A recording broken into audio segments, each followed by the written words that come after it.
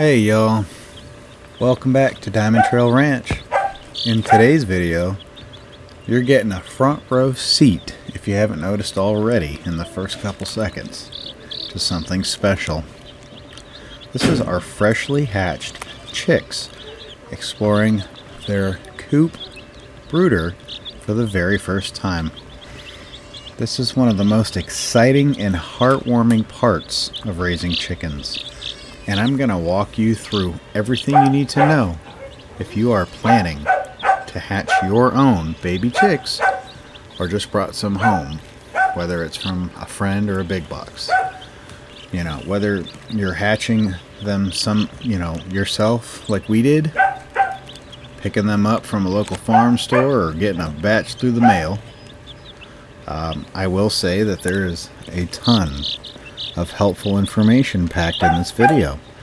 So grab a drink, cup of coffee, soda, water, settle in, and let's talk about baby chicks.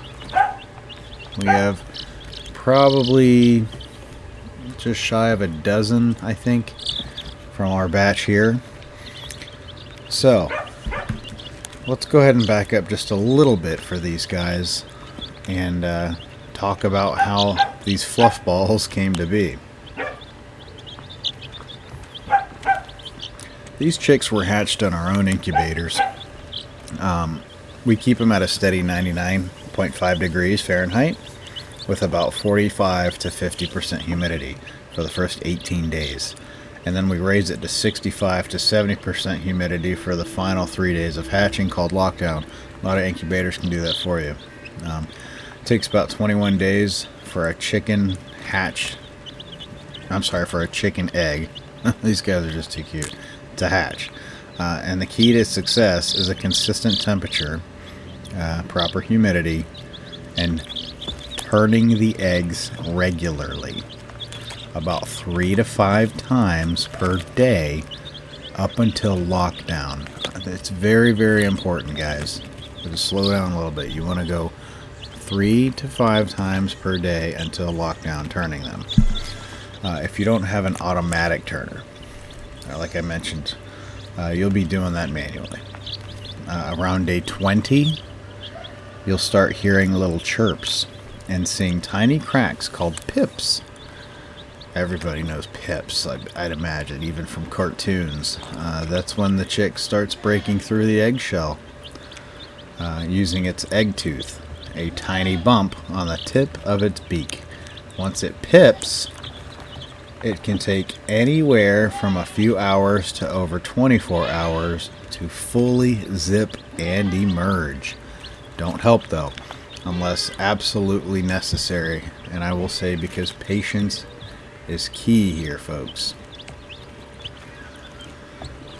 Here's with the brooder, you want to talk about what you're actually seeing right here where they are.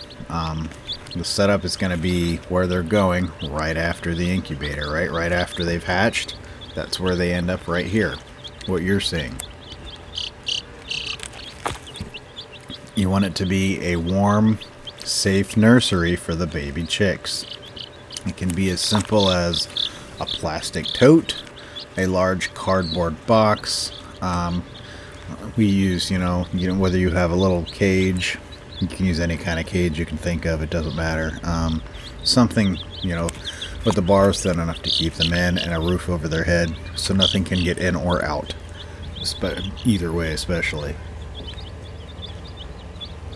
Each week, for the first week, you're going to keep the temperature at around 95 degrees Fahrenheit, right under the heat source. Following, you'll lower the temp every week after that by about 5 degrees. So 95 the first week, 90 the second, 85 the third, and so on. By the time they're 5 to 6 weeks old and fully feathered, they don't need any more added heat, especially here in Florida. Holy cow. And in May, June, for crying out loud. You can use a heat plate instead of a heat lamp.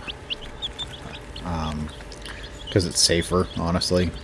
There's less risk of a fire, and it mimics a mother hen more naturally, much more. It kind of like holds on to them, when they huddle down on it. huddling down on a heat lamp. But if you do use a heat lamp, so keep it secured, securely fastened, and always monitor the temperature. Too hot and too cold can be dangerous. The bedding you see here that we have, that's freshly shaved. It's fresh pine shavings, which are absorbent and soft under their feet. You can get that anywhere. Probably the same place you got your chicks, most likely. Make sure you never use cedar because it is toxic to chicks. Paper towels are okay for the first couple days. I wouldn't go past 2 though. Make sure the chicks don't eat the bedding by mistake, and it'll get nasty incredibly quickly. After that, the shavings are your best bet. Not that you don't need to change your shavings too, but I'm just saying. Let's talk their food though. So these chicks are on a non-medicated, of course, because ours are fine, luckily. God bless for today for these chicks. A non-medicated chick starter crumble with 20 to 22% protein, which helps support rapid growth. If you're dealing with coccidiosis in your area, which is common and we have dealt with it before, and I have a video on that, I will put it up in the top right corner of this one so you can just click on it and you can see what is coccidia. All of your livestock can get it, and it's really easy to get. You may want to go ahead with medicated feed or add cord to their water to be a preventative. For their water, you can use Save a Chick electrolytes, maybe splash of raw apple cider vinegar to promote their gut health. Chicks are very clumsy. As you can see, she's overwhelmed the camera right now, which is kind of funny. Looks like they're moving around. They're just so cute and happy. Look at them. They're so tiny. You can pick them up. This is when you want to get your hands on with them too. Maybe not the first. Try not to keep them out of the warmth too long. But really, you want to keep your hands on over time. Gradually touch them here and there so they get used to it. Especially your roosters. And your hens, because they'll get broody, and which they won't care how much hands-on you've had at that point when you've got broody hens. But anyway, the electrolytes, the apple cider vinegar in their water, you can, or just use straight water. I mean, they'll be fine. Chicks are clumsy, so we use unless you're using city water, that's a whole nother. Like I said, Save a Chick electrolytes, the raw apple cider vinegar. Chicks are clumsy, like I mentioned, so we use shallow waterers. Make sure you're using shallow waters. You could use marbles, kind of like when you see like bee waters, honeybees and things like that, sort of like that. Not necessary. They sell waterers too that literally they can basically just fit their beak in it and that's it. That's what that's for. To prevent drowning, so you want to clean and refill the water daily. Chicks poop a lot, and that's an understatement. Right now, you're seeing the chicks pecking, scratching, and cuddling together. Just totally normal behavior. Chickens are naturally curious and very social animals. They will follow you all over your property if you let them free range. Or in the coop, they'll follow you in the coop. You'll also notice a clear pecking order start to form even at this early stage. If you see any chick getting picked on excessively, keep an eye on them. You might have to end up separate the bully. It is rare at this age unless one is weak or has a pasty butt, which pasty butt is very common. We're going to cover that in a minute though.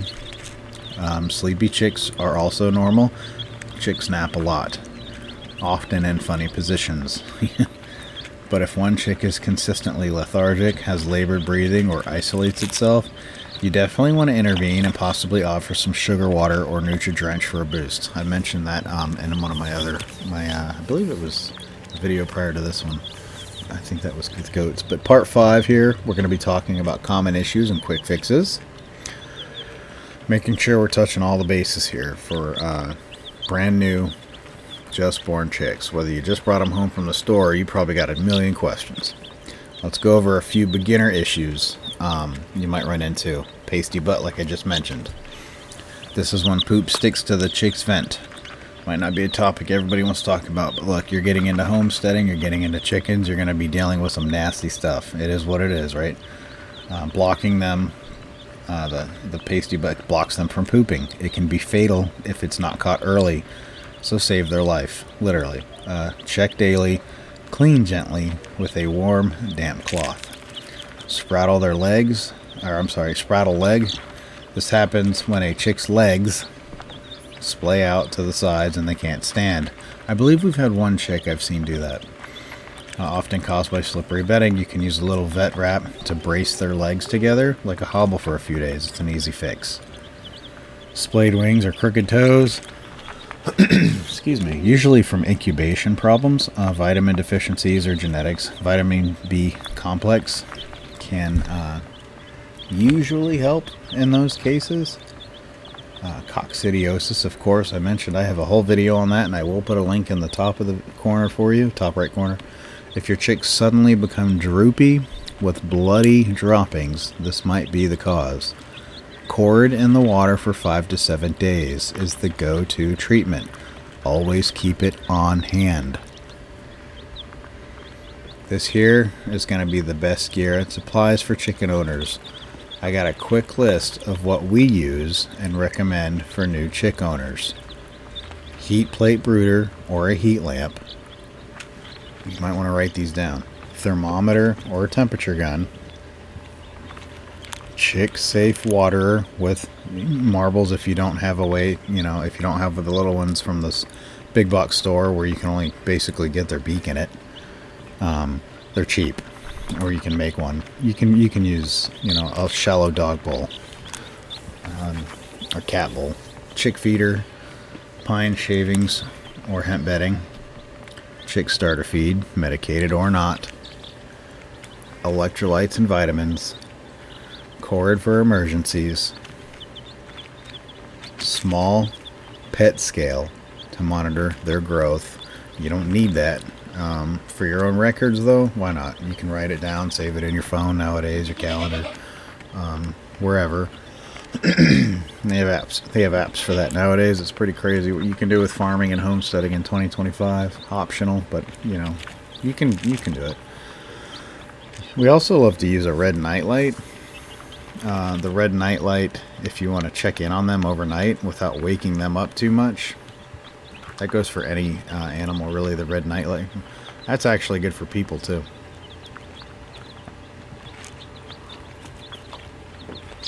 Here are some other suggestions that pop in to mind for new chick owners. Handle them daily, like I mentioned earlier.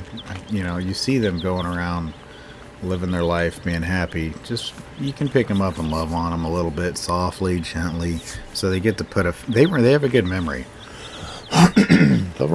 Excuse me, they'll remember you over time. They'll build trust with you.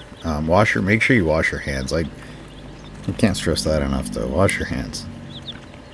Keep their brooder dry and draft free. Also, you do want to watch for signs of overheating, like when they're panting, or they're spread out, or chilling, huddling over the heat. Don't overcrowd them, though.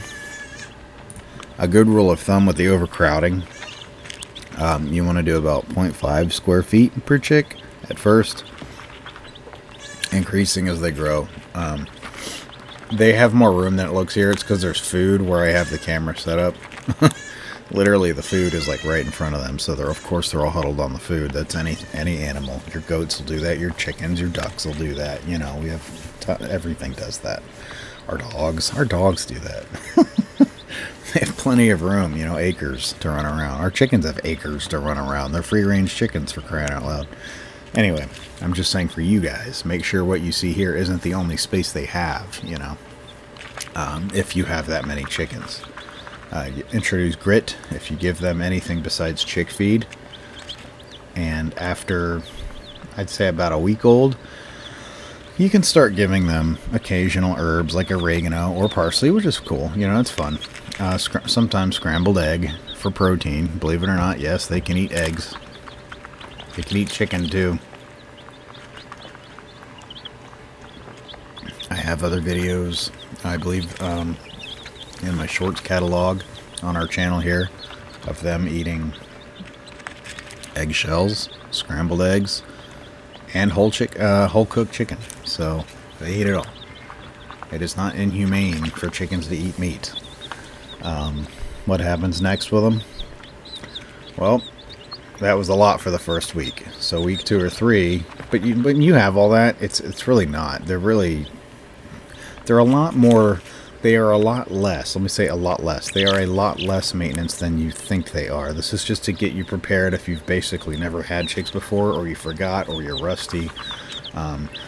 Week 2 or 3, you'll see wing feathers and more boldness. Around week 4, and boldness, I mean like personality and kind of, you know, who they really are. Week 4, they'll start flapping, and they might, about a month into it, might start to perch. After a month, at week 5 and 6, they're usually ready to go outside in a secure coop during the day and can be transitioned fully outside once nighttime temps are about 60 or above, which is fine in Florida. Don't mix young chicks with adults right away. Wait until they're closer in size, and always introduce slowly and with supervision. We actually have them staggered in different youth groups.